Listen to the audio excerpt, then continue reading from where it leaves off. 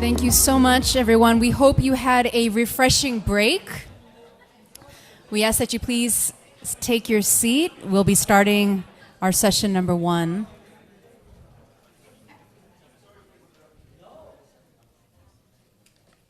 Thank you.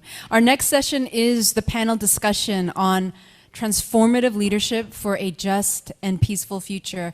I would now like to invite the moderator, Dr. Woo-tak Chung, the Senior Advisor at the Global Partnership for Education, to introduce the panel topic and panelists. Can we begin with a round of applause for our panel, or session number 1? Thank you.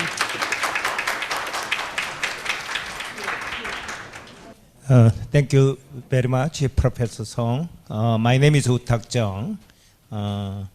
I'm a Senior Advisor of Global Partnership for Education. Maybe you don't know much about Global Partnership for Education. That is global fund for education located in World Bank in Washington. And also I'm teaching Global Citizenship Education in Kyunghee University. And I deeply involved in this ICCGC since 2020. It started 2020. Before long time, I also involved former member of our parliament, Mr. Kim Sung-gon's International Forum on Interfaith Dialogue. That's why I invited the first session of this ICCGC. So I'm very honored to preside first session. In this session, we have 4 presenters, 2 from online screen, 2 from, as you see, in this stage. So this is a quite diverse format. 2 ladies, gender balance, and very diverse, multi-ethnic, from Japan, Thailand, and also USA, and also Korean who are living in USA. So very diverse composition. This is very good for ICCGC. So we have only 60 minutes. That's why I ask presenter only 10 minutes, and then we can have around 20 minutes for Q&A. So please present 10 minutes. So first presentation, order of presentation by this brochure, Mr. Gary Jacobs, President and CEO, World Academy of Art and Sciences. So can we see Mr. Oh yeah, okay. Thank you very much. Good morning or good afternoon. Yeah. Good night. Not good night. Yeah. Yeah. Please, Mr. Gary Jacobs, around 10 minutes. Please present on your topic. Thank you. Thank you very much, Mr. Chung, and I'm very pleased to be at this very important conference. And a number of friends here, including Liberato. Nice to see you. I'm an American leading a transnational, international NGO called the World Academy of Art and Science. We were founded in 1960 by eminent intellectuals, scientists, artists, including Albert Einstein, Bertrand Russell, Robert Oppenheimer, father of the Manhattan Project. And our members have been committed to promoting social welfare at the global level. I'm presently based in India, where I've spent a good portion of my adult life working in an institution studying the spiritual teachings of Sri Aurobindo and the Mother and applying them in our work. So I straddle both world, our members, about 800 members around the world, are looking at all facets of global challenges in terms of all the sciences and all the knowledge and art that we have. At the same time, the inner perspective is extremely important in our work. Our current agenda focuses on understanding the perplexing events that are shaking the world in recent times, which are undermining progress in addressing the pressing challenges confronting humanity today.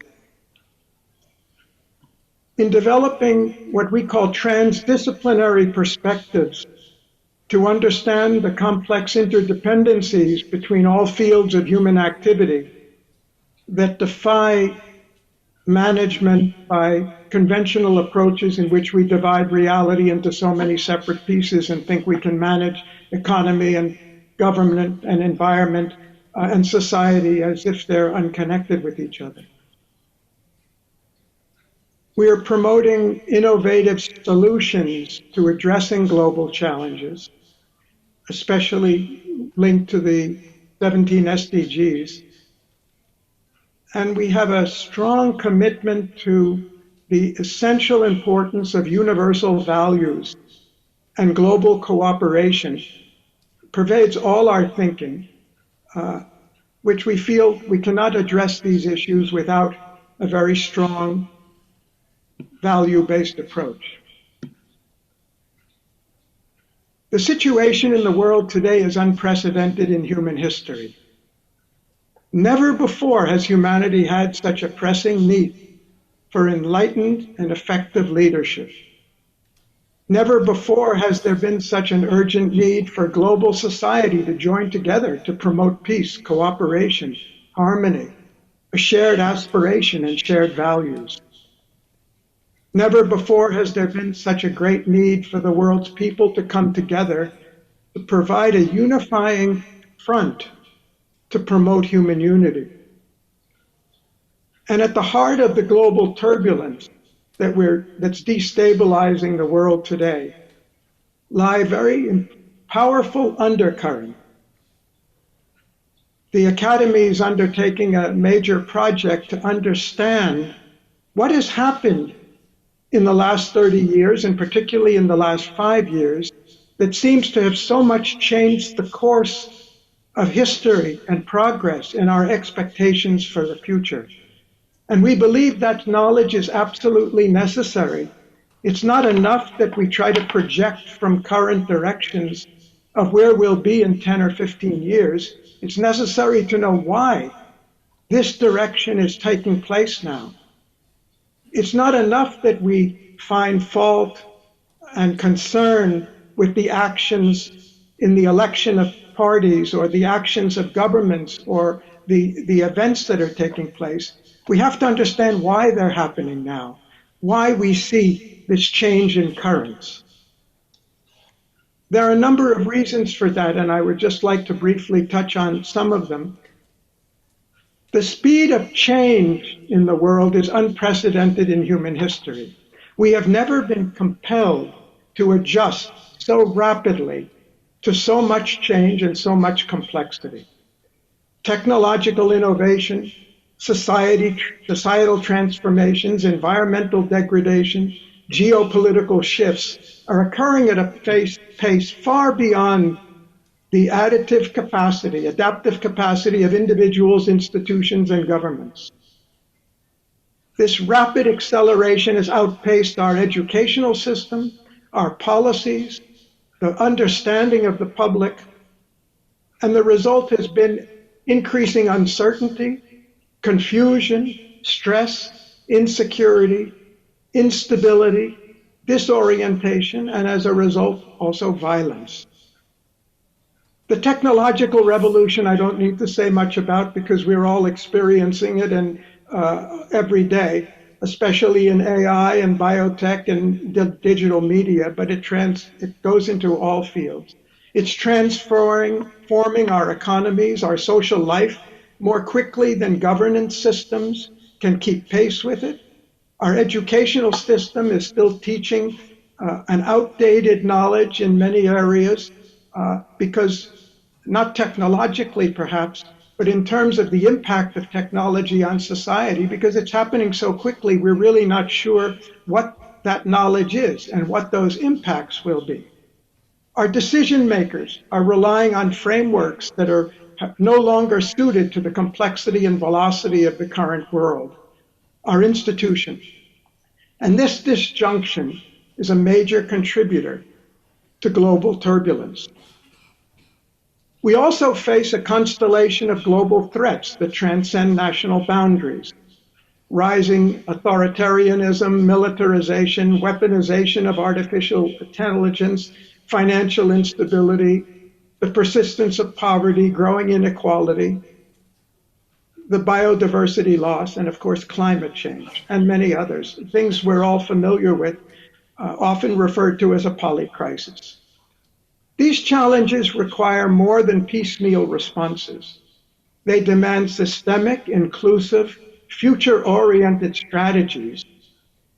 And that strategies need to be based on a knowledge of really what's going on in the world today, not just in each sector, but fundamentally what's happening to the human community and why are we responding in the way we do. And today's leadership, imagine the challenges that leadership faces in trying to make decisions in a world where we really don't understand what's going on or what's going to happen. The responses are fragmented, reactive, mostly constrained to short-term interests, nationalist paradigms. We also have, as has been mentioned, a decline in universal values, the commitment to universal values, which is of great concern to the organizations represented in this meeting. 1948 was a breakthrough for humanity, the first time in history where we adopted the Universal Declaration of Human Rights. Of course, we were far from implementing all those rights at that time. But during the Cold War period, we saw significant progress. And after the end of the Cold War, it really looked like finally the UN Declaration of the UNDHR would really see its place. In 2015, the adoption of Agenda 2030 by 193 countries, the 17 Sustainable Development Goals, was another unprecedented step in history. We've never had a time when the countries of the world unanimously came together and adopted a platform which addressed so many of the critical issues facing us in a strong commitment to universal values. As we all know, the progress we hope to see from 2015 has not happened. The implementation of the SDGs has been very much slower.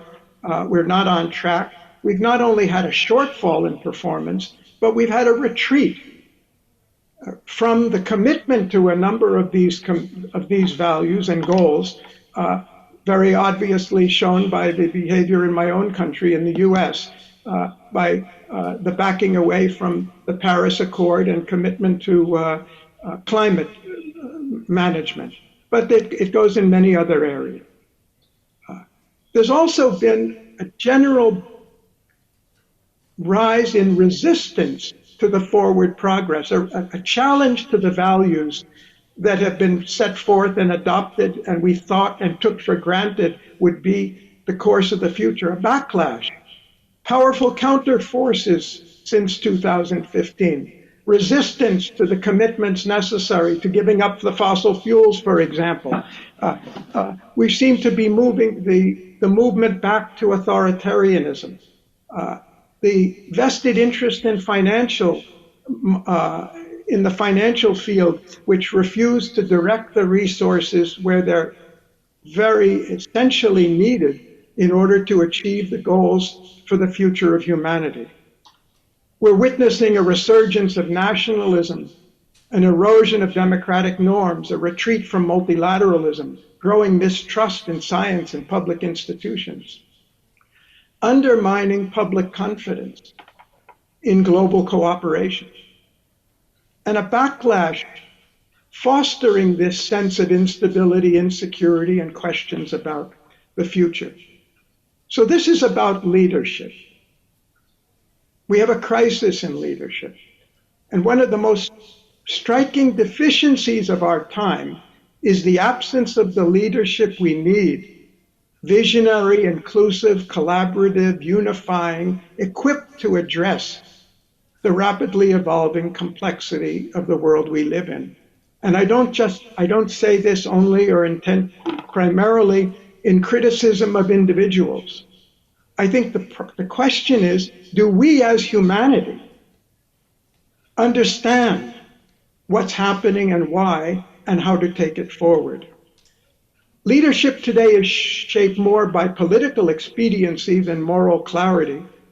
Many leaders serve narrow interests, economic elites, political parties, military-industrial complexes, and lack the vision or courage to champion universal well-being.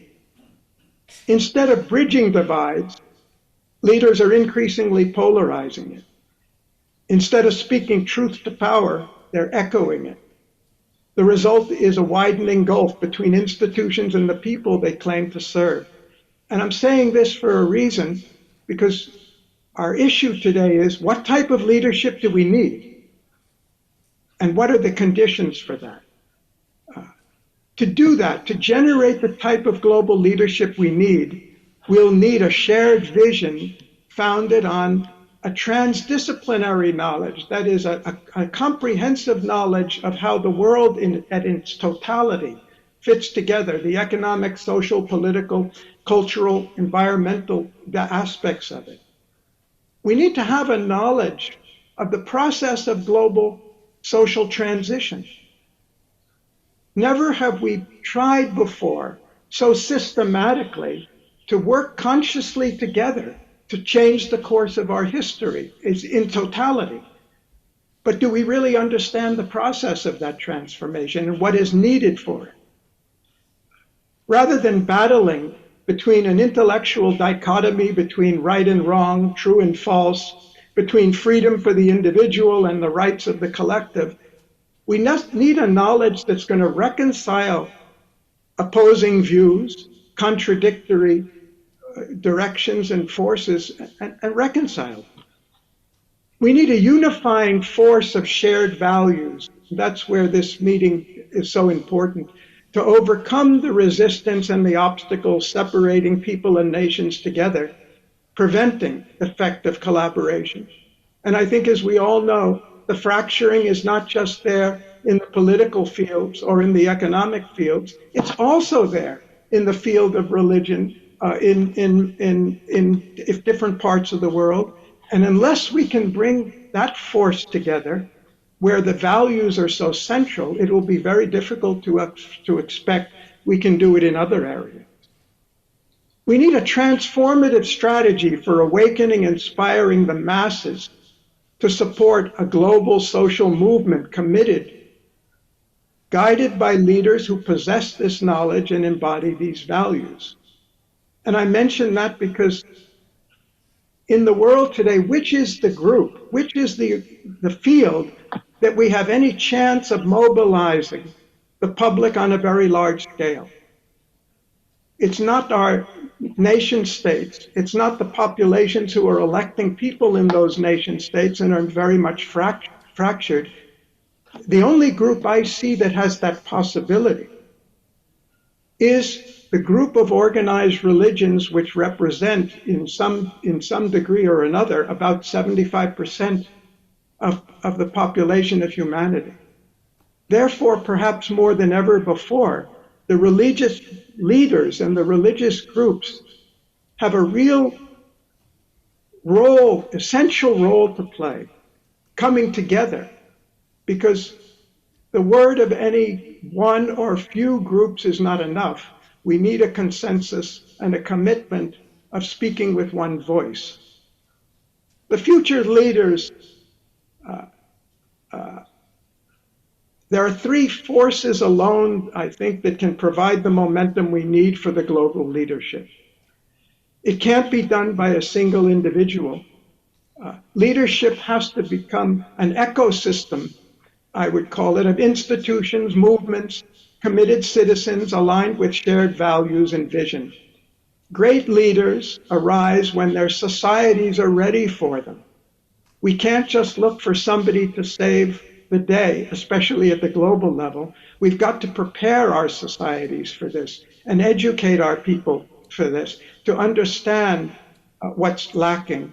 And there's where I say that the major religious organizations have a critical role to play. Youth also have an enormous role to play. We've got to capitalize on the young who have not been prejudiced by all the years before and give them the power, empower them, mobilize them to express the kind of world we need to live in.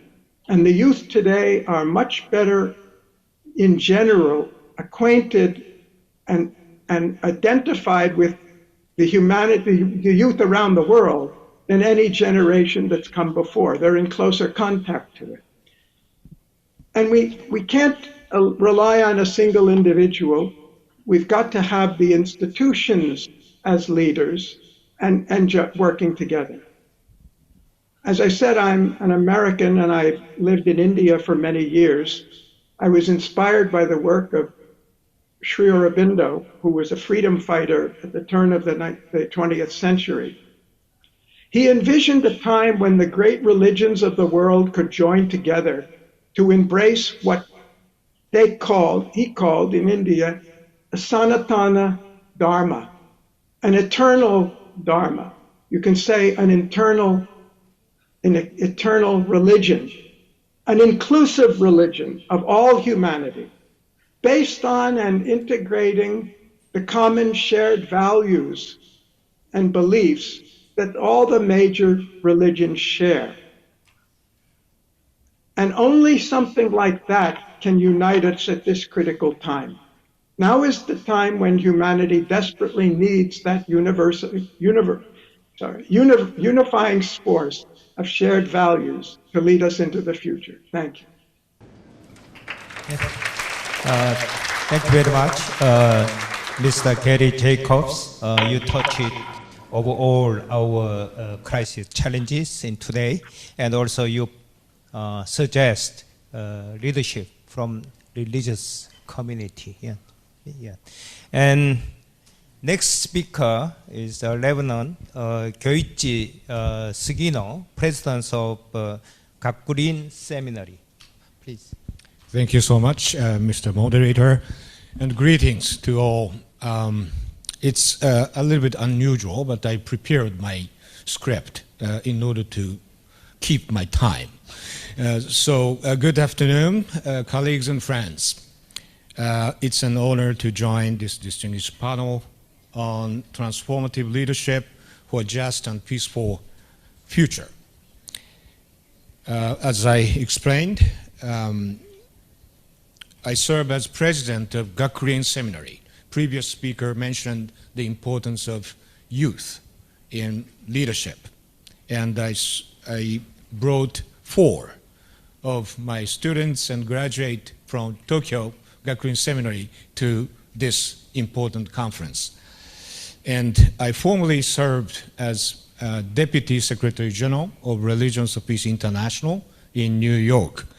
So that's the brief introduction. And being here in Iksan, as you know, the ancient capital of Paekche, a bridge that brought Buddhism to Japan for 1400 years ago. I feel the weight of history. This city has inspired cooperation across cultures for centuries. It reminds us places can carry virtues that connect people over generations.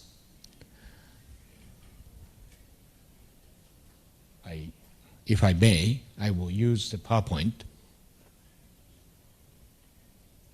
Okay, sorry. Okay. it's working. Yeah. Oh, this is here. Okay. So it reminds us this important topic for this conference, spiritual moral infrastructure we have to build, and the leadership we have to cultivate.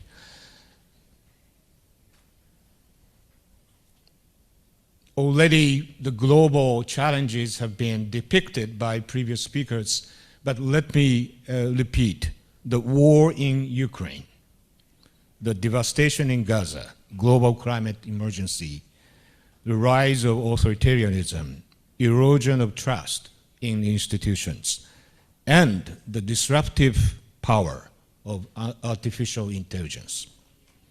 In such times, the central question is not only what should leaders do, but it is also who should we become as leaders. Virtue ethics, grounded in traditions East and West, gives us a shared moral foundation in this divided world.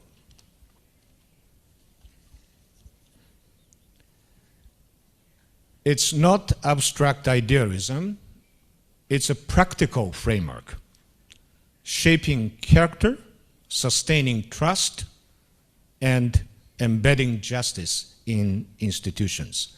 And in the age of AI, virtue is more essential than ever. AI can calculate, but it cannot care. AI can optimize, but it cannot decide what is right or just. Without virtue, technology risks scaling injustice. Even in the cracks of disillusionment, there is room for new solidarity. Solidarity built not only by policy, but by virtues lived in the hardest places. This is a moment for moral imagination and courage to ask what kind of people, communities, and institutions must we become to sustain justice, compassion, and sustainability. This is what I call spiritual moral infrastructure, the invisible yet essential network of virtues in individuals, relationships, and the institutions that advance peace with justice.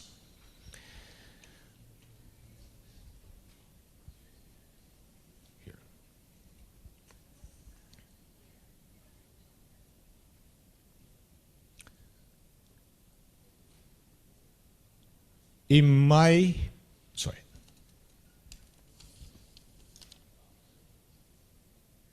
This vision is not new. Aristotle spoke of arete, virtue, and eudaimonia, the flourishing life, guided by phronesis, the practical wisdom. Confucianism offers ren, benevolence, yi, righteousness, and li, propriety, for harmony in society. Buddhism teaches 6 paramitas: generosity, discipline, patience, effort, meditation, and wisdom. Taoism, Du, emphasizes humility and non-domination. Across these traditions, one insight stands out. Virtues are not just personal qualities. They're the relational glue that holds societies together. Alasdair MacIntyre warns, without a shared moral language, societies fragment, as in today's polarization.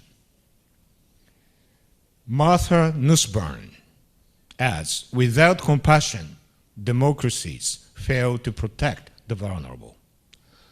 The lesson is clear. Without virtue, institutions hollow out and democracies fracture.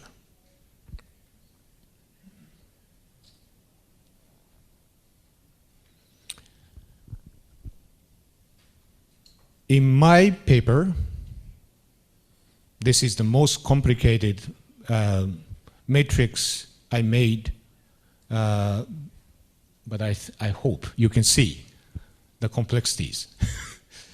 In my paper, I frame virtue ethics for leadership in 3 layers: inward formation, cultivating humility, integrity, and compassion; relational practice, practicing empathy, trust, and hospitality in relationships; and third layer is institutional embodiment, embedding justice, solidarity, and sustainability into laws and structures.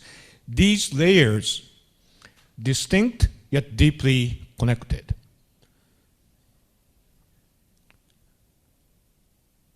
King Ashoka, 3rd century BCE, a ruler whose personal transformation reshaped an entire empire. After witnessing the suffering of the Kalinga War, he renounced conquest, he embraced Buddhist principles, he institutionalized nonviolence, tolerance, and care for the environment. He appealed to conscience, not coercion. That is a lesson we urgently need today. In post-war Iraq,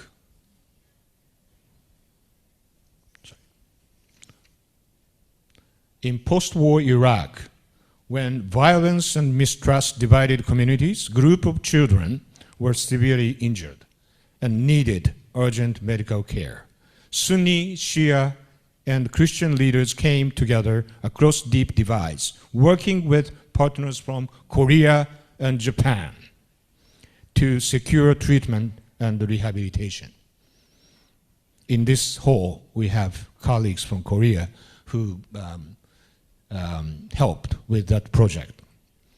This swift cooperation was possible because virtues such as trust, solidarity, and compassion had been cultivated for years through the institutions like Korean Conference of Religions of Peace and Religions of Peace Japan, embedding habits of dialogue, cooperation, and ethical responsiveness long before the crisis.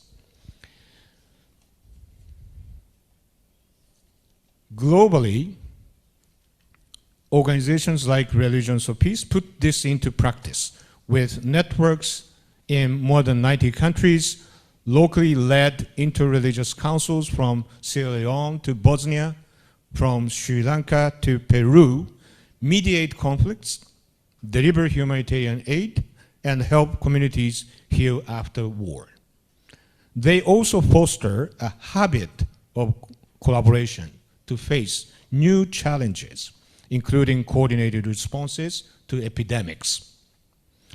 Virtue ethics is not only about personal morality.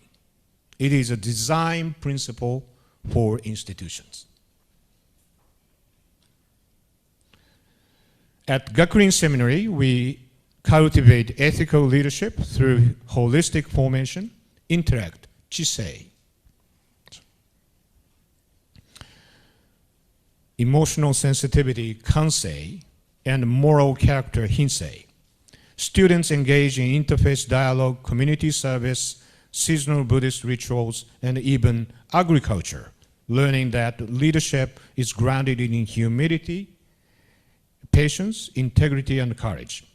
This integration of study, service, and spiritual discipline develops leaders who can work across faith and cultures, grounded in virtues essential for building trust and cooperation in a divided world. At Gakurin, we see education as planting seeds of virtue, seeds that will bear fruit for decades to come. I'm in the concluding part, so just to make him feel relaxed.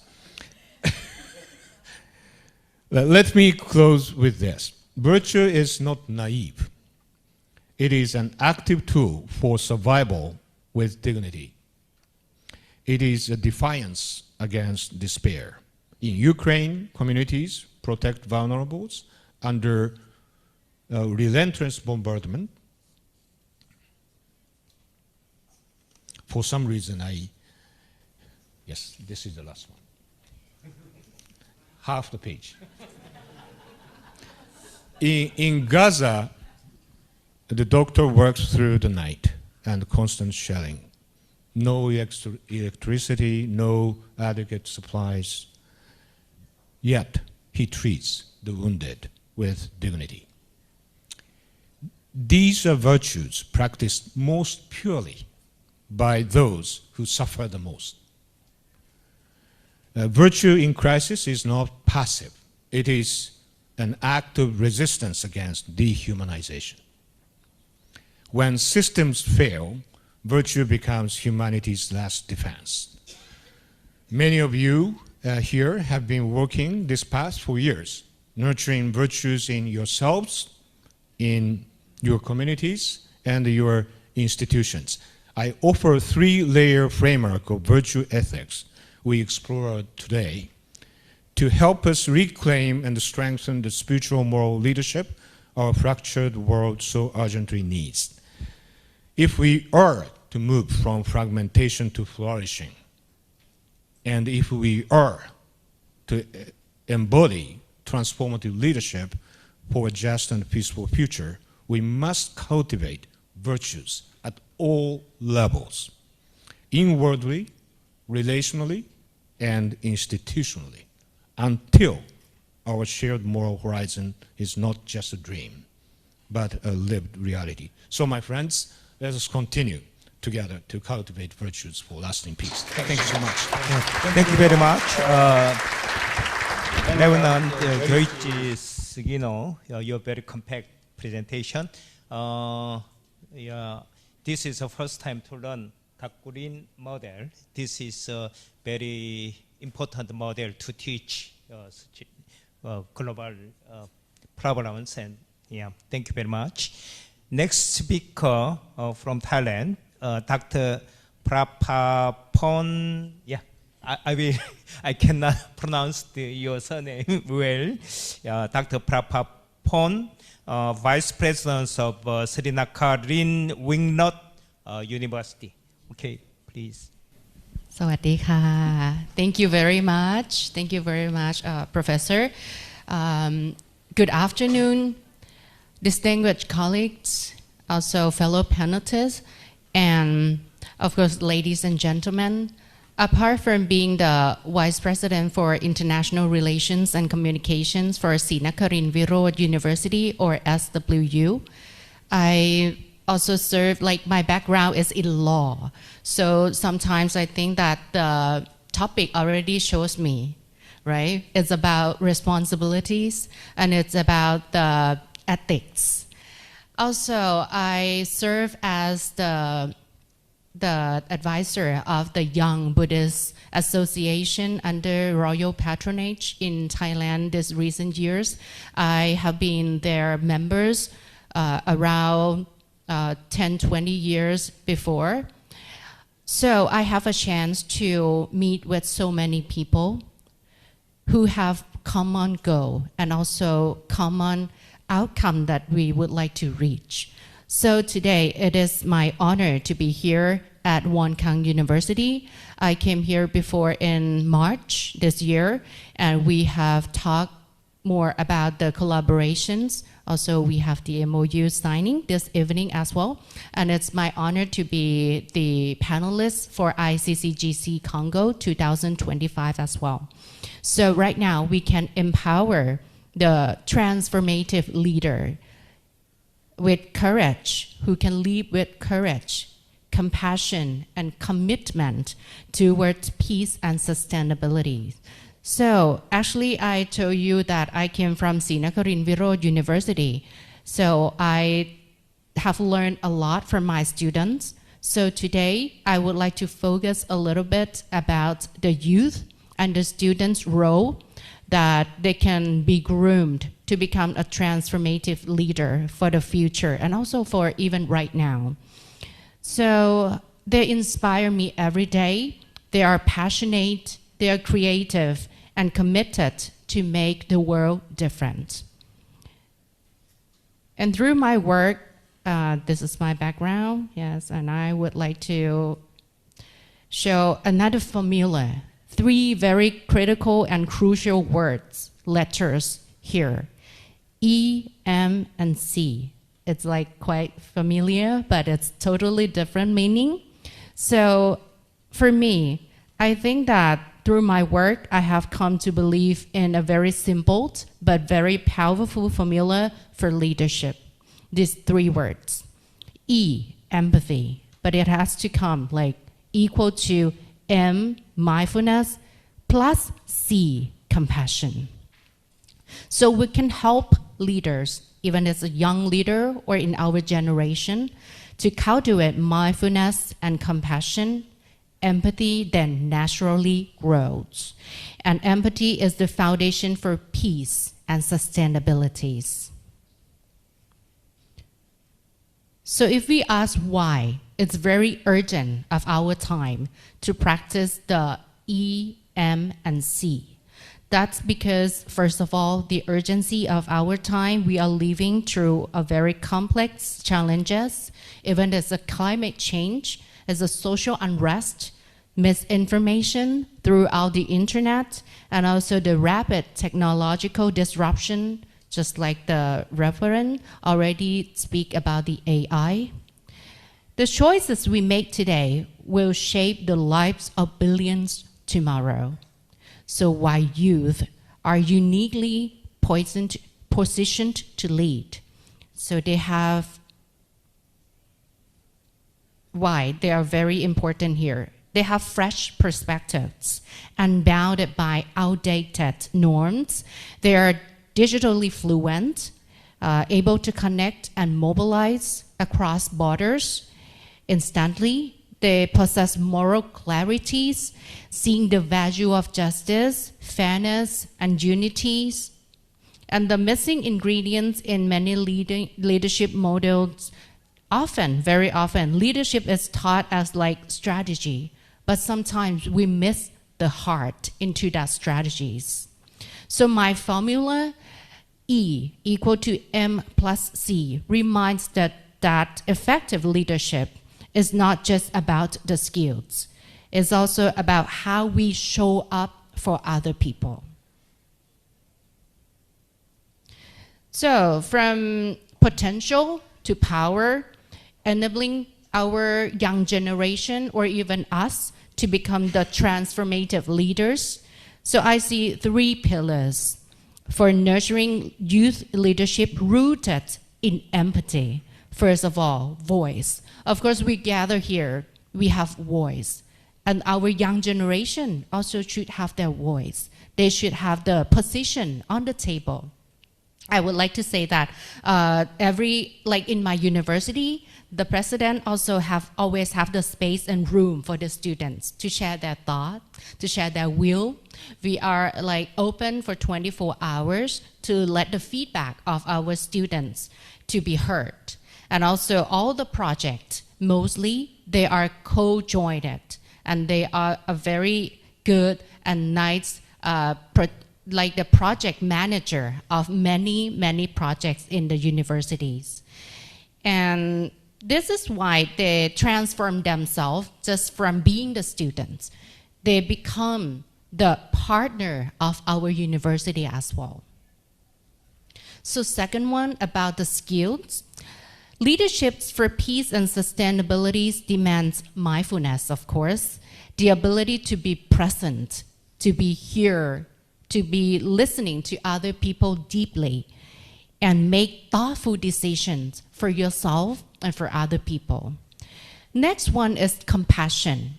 It's understanding other people, struggling, acting to reduce the harm and damages that could occur to others. So together, mindfulness and compassion plus together, they create empathy. The force that bridges differences and fuels constructive actions to make the world different. And then the last pillars would be support networks. So youth also need mentors, just like us. We need good friends to help us make decisions that is the right and just decisions. We have the role model. We have cross-generational alliance. When the young leaders from Thailand come here, or even our leader come here, we meet other people, leaders from other countries. We learn from each other, and we see them like we see ourselves as part of global movement. And then peace and sustainability through empathy. So peace is not merely the absence of war. It is the presence of justice. It is the presence of dignity. It is the presence of mutual respect. Sustainability is not just only environmental dimension. It is about sustaining trust, fairness, and relationships. So when young leaders embrace E equal to M plus C, is the beginning of the building the bridge and the relationships between the communities by using a good communications. Lead with understanding rather than fear, and create solutions that serve both people and the planet. And last but not least, I would say that empathy is not only just soft skill, it's a transformative skill. We transform ourselves by using the empathy to ourselves, compassion to ourselves and other people. We empower youth and the leader with mindfulness and compassion. They will carry empathy into every decision they make. And in doing so, we will shape a future where peace is possible and sustainability is the norm. So to the young leader today, and to our generation as well, I just would like to say at the end that be mindful, be compassionate, and let your empathy lead our way. Thank you very much. Yeah. Thank you very much, Dr. Prapapon Roysiri Lu.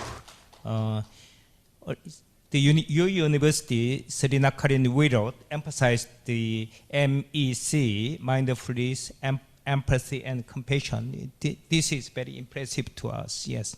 Last speaker from USA, Professor Gangnam Soon.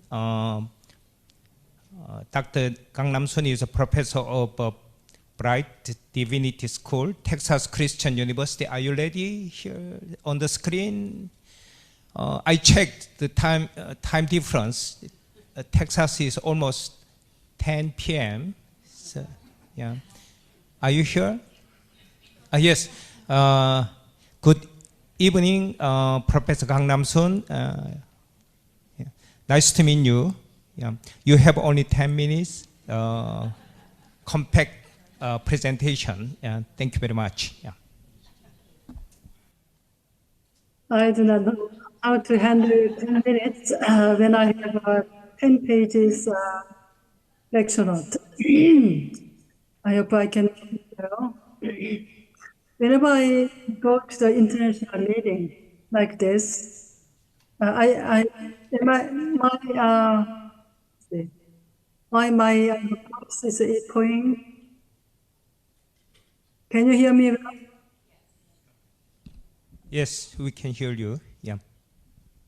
Yeah, because I hear my voice. I really appreciate the interpreters. Whenever I go to the international conference like this, I always have such a huge dilemma of language. And there is a French philosopher by the name of Jacques Derrida. He talks about double bind of translation. In this case, double bind of interpretation. One is necessity. And impossibility. So I really thank you, the interpreters, for doing such an impossible job. And I hear my voice.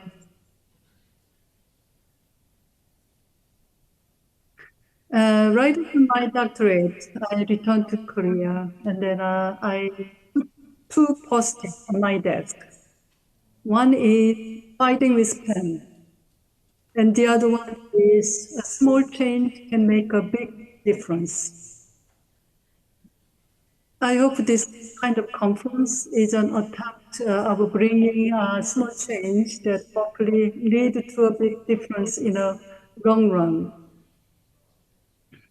I noticed when I got an invitation from a conference like this, I really analyze all the concepts that are used.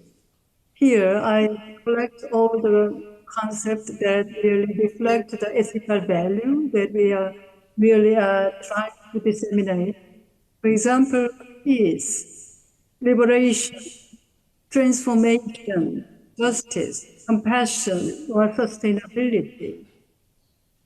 The challenges that we must wrestle with is how to mediate the ethical values and socio-political reality. Again, the challenge that I wrestle with is how to mediate the ethical values and socio-political reality. Because just chanting all those wonderful ethical values such as peace, liberation, transformation, justice, compassion, or sustainability, sometimes it may sound so pointless unless we try to wrestle with this kind of ethical value, how to mediate this ethical value in concrete socio-political realities.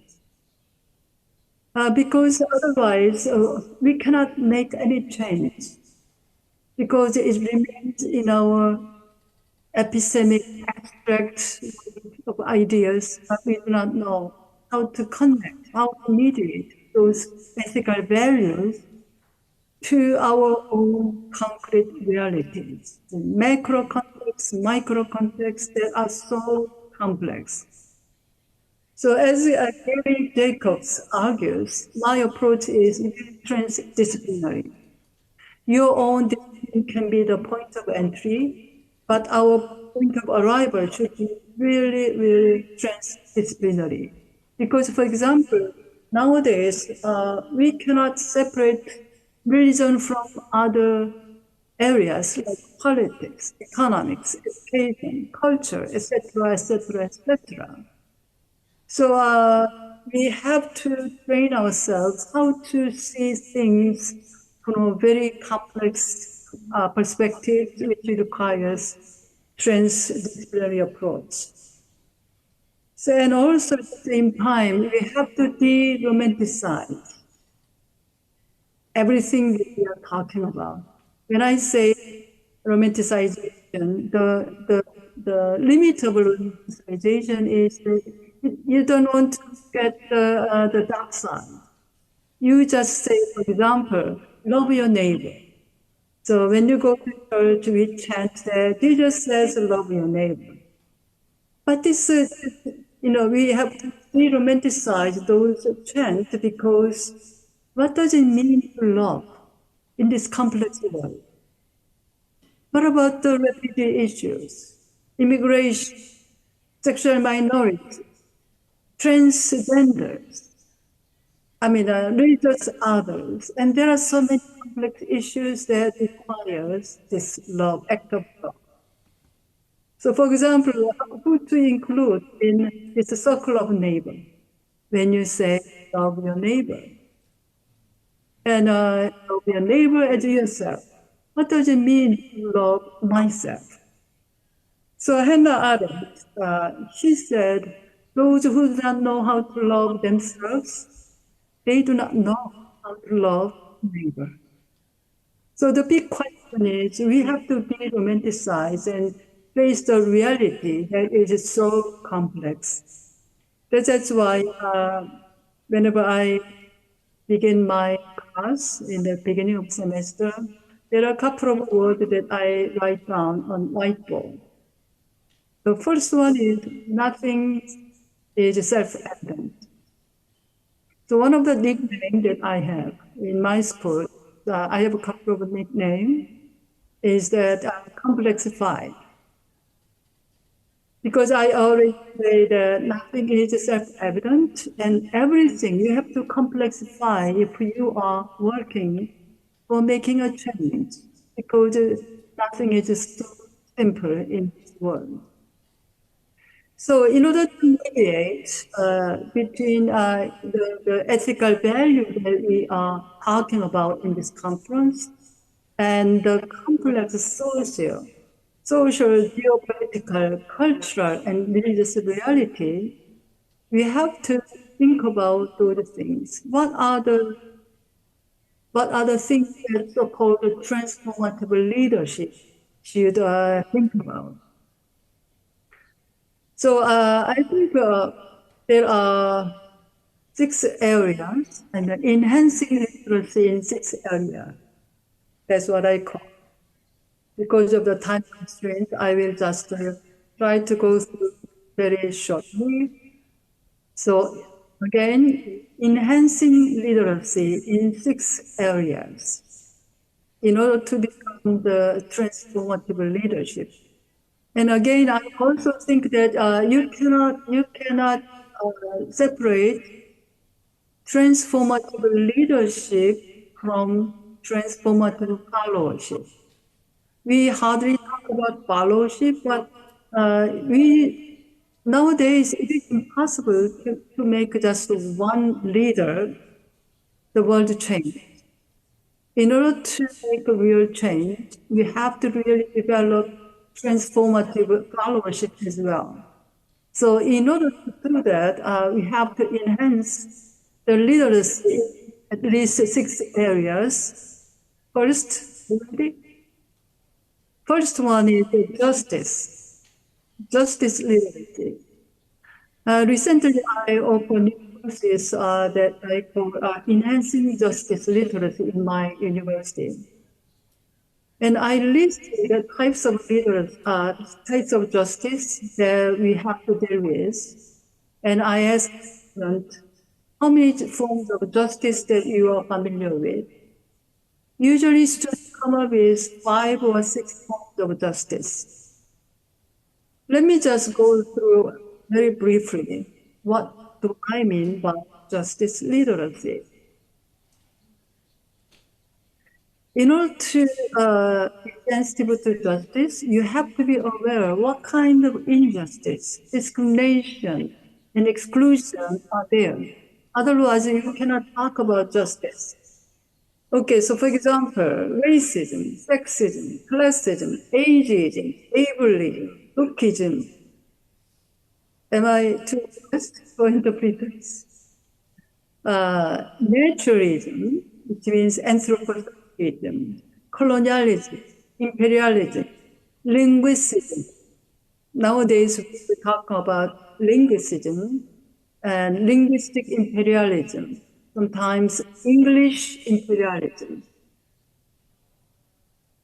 xenophobia, anti-Semitism, religious discrimination, Islamophobia, for example, casteism, homophobia, heterosexism, biphobia, transphobia, cisnormativity, colorism, ethnocentrism, nationalism, fatphobia, sizeism, religious secularism, atheism, discrimination, cultural appropriation, environmental racism, medical discrimination.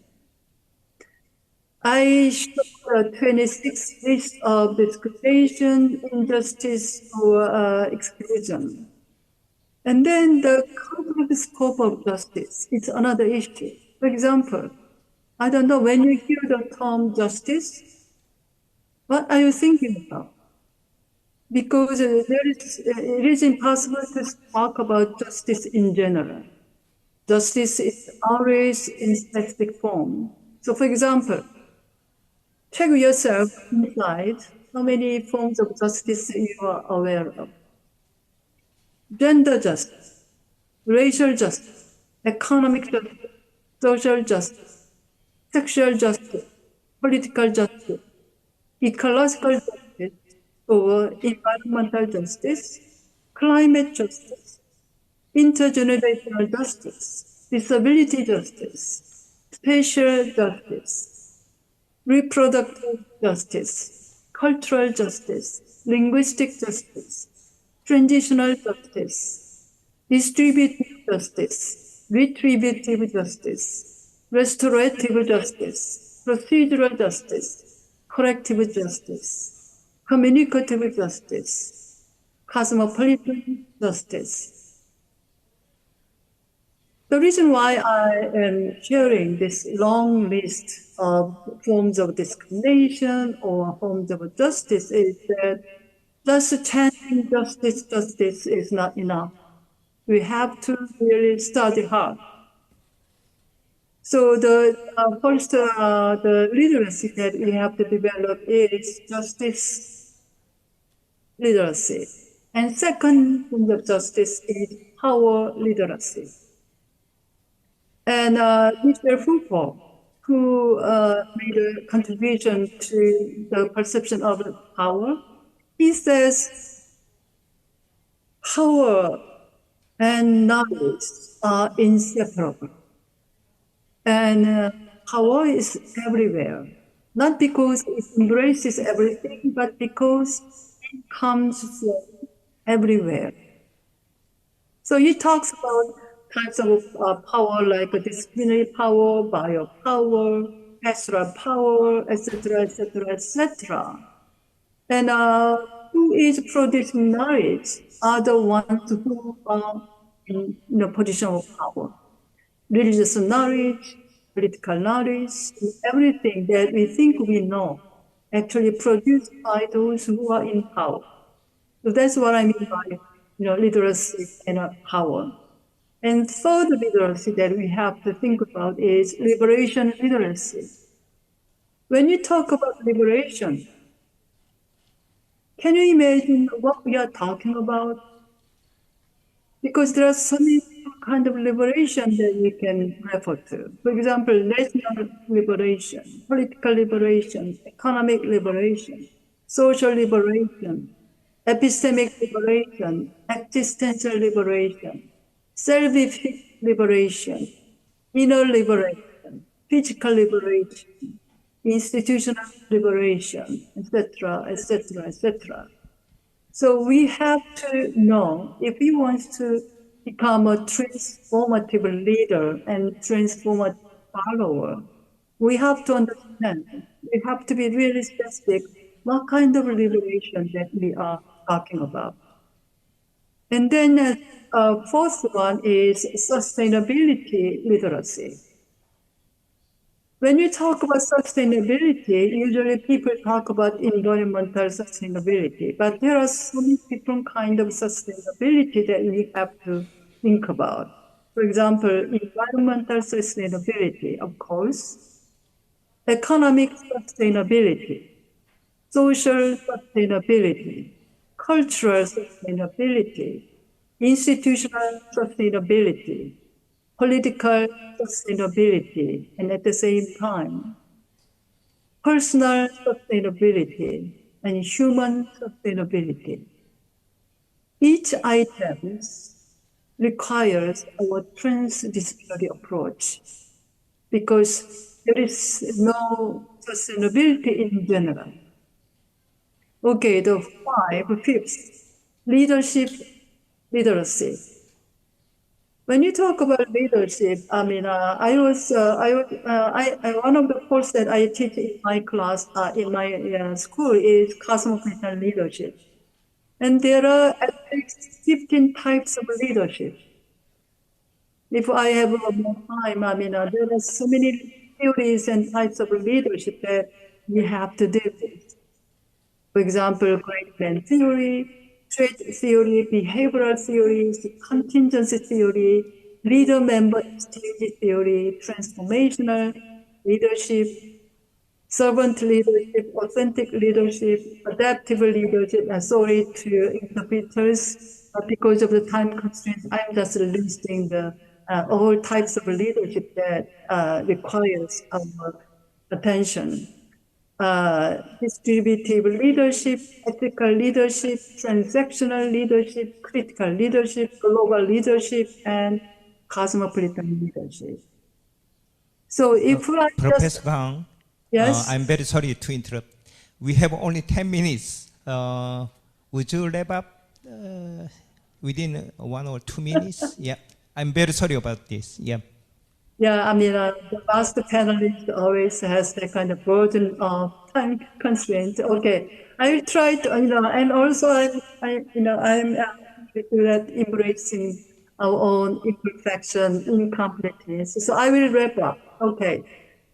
As a closing remarks, we have to remember that theory without practice. This is not actually what I said. This is from Immanuel Kant. Theory without practice is empty, and practice without theory is blind. And also, one of the things that I want to share as a closing remarks is religion is the passion for the impossible. I don't get the credit. This is a quote by Jacques Derrida, one of my interlocutors. Religion is the passion for the impossible. And all the other grand ethical value that we are trying to engage in this conference may seem so impossible to achieve, but religion is the passion for the impossible. And also, I always feel that we have to think about this double mode of seeing.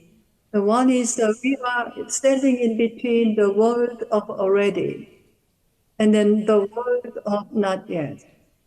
And we all are standing in this liminal space in between the world of already and world of not yet. And all the ethical value that we are trying to engage in is really daydreaming for the world of not yet. So I hope that you have to remember a small change can make a big difference. And I hope that the conference is a really attempt to bringing a small change for the future to come. Thank you. Yeah, thank you very much, Dr. Kang Nam-sun. Yeah. We have 7 minutes for this session. I want a mutual communication with the presenter. So if you have any question, please raise your hand and say tell your name and to indicate who will you do your question. Yeah. From audience, please, yeah, you have any question, please don't hesitate to say. Yeah. Wow. For the lunch, we need no questions for presentation. Yeah, the presentation is quite well introduced and well presented. Maybe you don't have any question on this presentation. So our session already delayed. Originally it will be completed 12:45, but now 12:54. So we have to go to have a lunch. Lunch is our human rights. Okay, thank you very much. Yeah, big applause to our presenter. Thank you very much, Professor Kang Nam-sun and Mr. Gary Jacobs. Yeah, thank you. Thank you, Dr. Chung, for moderating this meaningful panel discussion. I think Dr. Chung is the hungriest right now. All right, so he's like, thank you for the no questions. But thank you all to our distinguished panelists, especially those joining us online and in person. So this concludes our session number 1. As was mentioned, we have lunch here on the first floor, and then we will meet back here for session 2 at 2 p.m. So let's give one more round of applause for session number 1. Thank you. Thank you, Dr. Kang and Dr. Jacobs.